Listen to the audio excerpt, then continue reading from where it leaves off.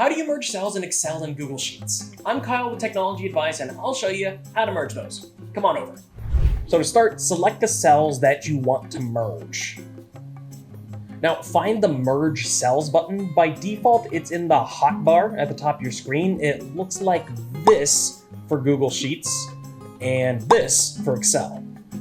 The simplest option, and likely what you're going to use the most, is just to hit that button and it will merge all of the cells that you have selected. That could be a row, a column, or even just a big clump of cells. For those of you that prefer to use hotkeys instead of clicking around, you can also press Alt-O, then M, and then M again if you're on Google Sheets. And if you're over on Excel, it would be Alt-H, then M again. Oh, and if you're on Mac, just swap out the Alt in those commands with Option. I recommend not using merge cells for any data that'll be heavily used, and stick to using it for just headers and aesthetic purposes.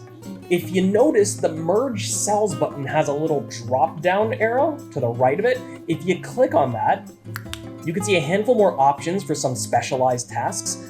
The Merge All option works in exactly the same way that just pressing the button does. The Merge Vertically option will merge the cells that are stacked on top of each other, creating a long column-like merged cell. Similarly, the Merge Horizontally option merges the cells that are side to side, creating a long row-like merged cell.